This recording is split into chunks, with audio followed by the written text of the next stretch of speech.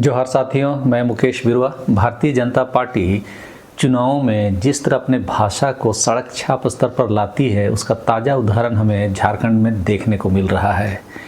लोकसभा चुनाव के दौरान हमने भैंस छीनने की बात सुनी थी, मंगलसूत्र छीनने की बात सुनी थी।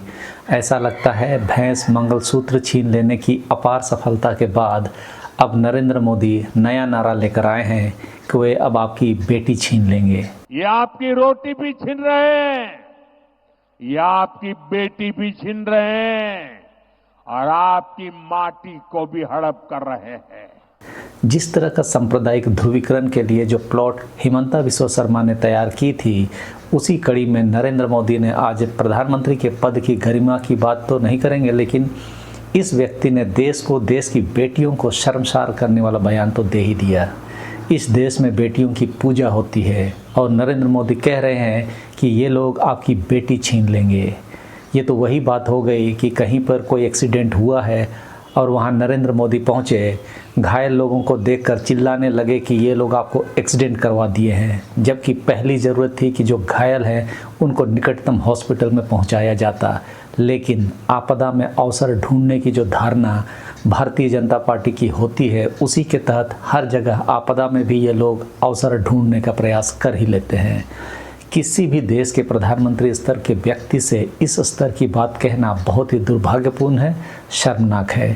राजनीतिक पार्टियों के अलावा देश के विभिन्न सामाजिक समूहों के द्वारा भी प्रधानमंत्री के इस बयान की निंदा की जा रही है।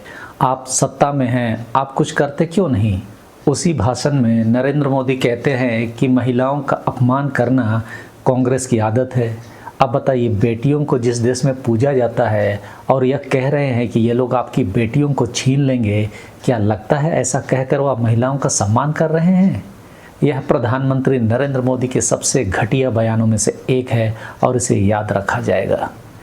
घुसपैठियों के नाम पर गलत नैरेटिव बनाने का जो प्रयास नरेंद्र मोदी और अमित शाह के नेतृत्व में भारतीय जनता पार्टी कर रही है, वह बिल्कुल गलत है और उनके सारे दावों को मैंने अपने पिछले वीडियो सब में स्पष्ट रूप से उजागर कर दिया है कि ये लोग इस मामले में पूरी तरह झूठ बोल रहे हैं। यही कारण है कि इनकी झूठ को लोग भी पकड़ ले रहे हैं कि बीएसएफ ने जो बयान दिया कि झारखंड में कोई घुसपैठिए नहीं है, क्योंकि झारखंड की सीमा बांग्लादेश से नहीं सटती है। असम के अवैध बांग्लादेशी घुसपैठियों को तो ये लोग देश के विभिन्न राज्यों में भगा दिए, वह भी इसलिए कि ऐसे चुनाव के दौरान अलग अलग राज्यों में घुसपैठियों का मुद्दा उठाकर मुसलमानों के खिलाफ माहौल बनाया जा सके और उसका डर दिखाकर हिंदुओं को गोलबंद करके उनका वोट लिया जा सके। इन लोगों ने बांग्लादेशी घुसपैठियों का मुद्दा को चुनावी मुद्दा बनाने के लिए सभी केंद्रीय एजेंसियां जैसे ईडी हुआ, अनुसूचित जनजाति आयोग, सीबीआई और हाई कोर्ट का इस्तेमाल किया। झारखंड हाई कोर्ट को नरेंद्र मोदी ने सुप्रीम कोर्ट के कॉलेजियम के निर्देश के बावजूद कार्यवाहक मुख्य न्यायाधीश के हाथों चला रहे थे। और मणिपुर में जिस तरह कार्यवाहक मुख्य न्यायाधीश ने एक निर्णय मैतेई समुदायों को अनुसूचित जनजाति के सूची में लाने के लिए करती है, उसी तरह का निर्णय करवाने के लिए ही कार्यवाहक मुख्य न्यायाधीश को रखा गया था। लेकिन झारखंड सरकार सुप्रीम कोर्ट में जाकर सुप्रीम कोर्ट के कॉलेजियम से निर्देशित जज को झारखंड हाई कोर्ट का मुख्य न्यायाधीश बहाल करवा दिया। इस कार्रवाई से भाजपा की मंशा और इरादे पर पानी फिर गया। लेकिन कार्यवाहक मुख्य न्यायाधीश ने तब तक में झारखंड राज्य में बांग्लादेशी घुसपैठियों की जांच के लिए फैक्ट फाइंडिंग कमेटी बनाने का निर्देश दे दिया था। इस निर्देश के खिलाफ झारखंड सरकार सुप्रीम कोर्ट पहुंची। सुप्रीम कोर्ट ने इस बात पर सवाल उठाया कि हाई कोर्ट ने मामले में क्यों दखल दिया।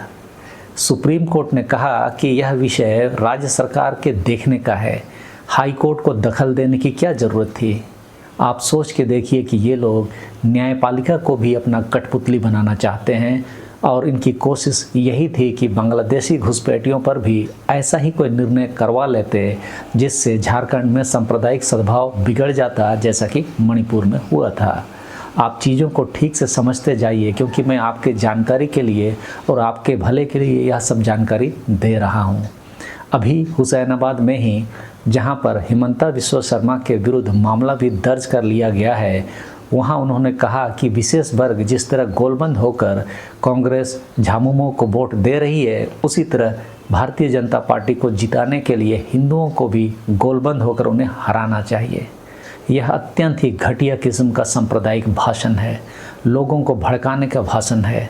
माननीय सुप्रीम कोर्ट के अनुसार जनप्रतिनिधित्व अधिनियम 1951 के विरुद्ध भी है।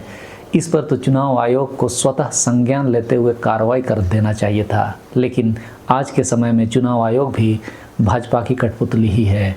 अभी उत्तर प्रदेश में बाई इलेक्शंस हो रहे हैं। चुनाव की तारीख 13 नवंबर थी, लेकिन क्षेत्र में जो स्थिति भारतीय जनता पार्टी की हुई पड़ी है और इंडिया गठबंधन हावी है, तो भाजपा की हार को सुनिश्चित देखते हुए चुनाव आयोग ने उत्तर प्रदेश बाई इलेक्शंस के चुनाव की तारीख को आगे बढ़ाकर 20 नवंबर कर दिया।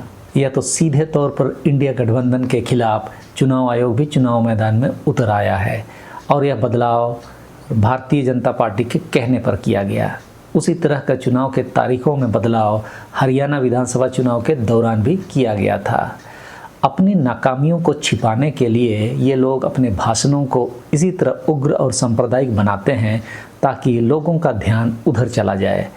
लोकसभा चुनाव के दौरान नरेंद्र मोदी ने मंगलसूत्र छीनने की बात कही थी। देखिए, यूपीए की सरकार थी उस समय 10 ग्राम सोने की कीमत 24,000 रुपये हुआ करती थी। अभी नरेंद्र मोदी जब प्रधानमंत्री हैं, इस समय 10 ग्राम सोने की कीमत 80-85 हज़ार रुपये के लगभग है। आप बताइए, मंगलसूत्र कौन छीन रहा है? भाजपा के शासन में सोने की कीमत इतनी ज़्यादा हो गई है कि मध्यम और गरीब तबके के लोग मंगलसूत्र की सोच ही नहीं सकते। इसका मतलब तो यही है कि मंगलसूत्र तो भाजपा के शासन ने छीन लिया और ये लोग आरोप लगाते हैं कांग्रेस के शासन को। आप बातों को समझ रहे होंगे। नरेंद्र मोदी ने हो भाषा को उचित सम्मान देने की बात कही, जिसके जवाब में झामुमो ने उन्हें याद दिलाया कि हो, मुंडारी, कुड़ुक और उरांव भाषा को 8वीं अनुसूची में शामिल करने के लिए केंद्र सरकार को लिखे गए पत्र को 4 साल से ज़्यादा हो गए हैं। नरेंद्र मोदी उसका जवाब क्यों नहीं देते? ऐसा लगता है मानो नरेंद्र मोदी और भाजपा सिर्फ भाषण देकर लोगों का वोट लेना चाहते हैं, काम करके लेने का इनका कोई इरादा नहीं है। प्रधानमंत्री नरेंद्र मोदी ने यह भी कहा कि उन्होंने देश के राष्ट्रपति एक आदिवासी को बनाया, उड़ीसा और छत्तीसगढ़ का मुख्यमंत्री आदिवासी को बनाया, कई सारे मंत्री और ऊंचे पदों पर आदिवासियों को जगह दिया। यह कहकर वह आदिवासियों को भाजपा को वोट देने की बात करते हैं। इस पर मैंने विस्तार से यह वीडियो बनाया है। आदिवासी प्रतीकों के पीछे की इनकी क्या विचारधारा है, इसे आप जाकर देख सकते हैं और समझ सकते हैं कि ये लोग ऐसे पदों पर आदिवासियों को रखकर क्या हासिल करना चाहते हैं। ऐसे ही इन्हें राष्ट्रपति या मुख्यमंत्री नहीं बनाया गया, बल्कि आदिवासी अधिकारों पर कोई बहस ना हो, आदिवासियों के जल, जंगल और ज़मीन पर कोई बहस ना हो, आदिवासी सिर्फ अपने राष्ट्रपति या मुख्यमंत्री होने का गर्व में मशगूल रहे, यही इनकी मंशा है। मणिपुर के आदिवासियों पर अत्याचार लगातार 1 साल से हो रहे हैं। बलात्कार से लेकर हत्या तक की घटनाएं सुनने को मिलती रही है। क्या कभी राष्ट्रपति के मुंह से एक शब्द भी संवेदना का आया? इसीलिए इन्हें राष्ट्रपति के पद पर बैठाया गया ताकि आदिवासियों के अत्याचार पर वे अपना मुंह चुप रखें और आदिवासियों पर अत्याचार जारी रहे। चुनाव के दौरान प्रधानमंत्री आकर आपको ये समझाते हैं कि राष्ट्रपति तो आपकी आदिवासी ही है, लेकिन सवाल यह है कि राष्ट्रपति हमारे किस काम की आ रही है? आदिवासियों के ऊपर में पेशाब किए जा रहे हैं, राष्ट्रपति मौन है। छत्तीसगढ़ में हसदेव अरण्य के पेड़ों को काटने का आदेश आदिवासी मुख्यमंत्री ही देते हैं। उन्हें आदिवासियों का अधिकार की रक्षा के लिए वहाँ नहीं बैठाया गया, वरन अडानी के अधिकारों की रक्षा के लिए बैठाया गया है। बिरसा मुंडा की जयंती को ये लोग महोत्सव में बदल दिए हैं। इसीलिए नहीं कि बिरसा मुंडा के प्रति इनका कोई आदर है, बल्कि बिरसा मुंडा को एक तरह से कब्जा करने की इनकी कोशिश है, ताकि बिरसा मुंडा के नाम पर देश के आदिवासी एकजुट हो जाएं और उनके हितैषी के रूप में भारतीय जनता पार्टी के वोटर बन जाएं। यही कारण है कि बिरसा मुंडा को ये लोग तीर धनुष के साथ नहीं, बल्कि मशाल के साथ उसकी मूर्ति बनाने में लगे हुए हैं। सबको पता है कि आदिवासी तीर धनुष से लड़ाई करता है, मशाल से नहीं। ऐसा करके ये लोग बिरसा मुंडा का हिंदूकरण करने में लगे हुए हैं। बिना मतलब के ये कोई काम नहीं करते। समाज सेवा में बोला जाता है कि आप फल की चिंता ना करें, सिर्फ काम करते जाएं। लेकिन ऐसे बड़े पदों पर आदिवासियों को बैठाकर ये लोग अपने पूंजीपति दोस्तों का हित ही साध रहे हैं। बिरसा मुंडा के नाम पर डिंडोरा पीट कर आदिवासियों का जल, जंगल और जमीन ही तो लूट रहे हैं। प्रधानमंत्री नरेंद्र मोदी का झारखंड आगमन झारखंड के आदिवासियों के लिए बहुत ही दुर्भाग्यपूर्ण रहा। उनका भाषण अत्यंत निम्न कोटि का था, शर्मनाक था, झूठ और जुमलों से भरा हुआ था। झारखंड के आदिवासी अपने हक और अधिकारों को ठीक से समझें, बहकावे में न आवें और एकजुट रहें। सरना कोड की आवाज़ चुनाव में सुनाई पड़नी चाहिए।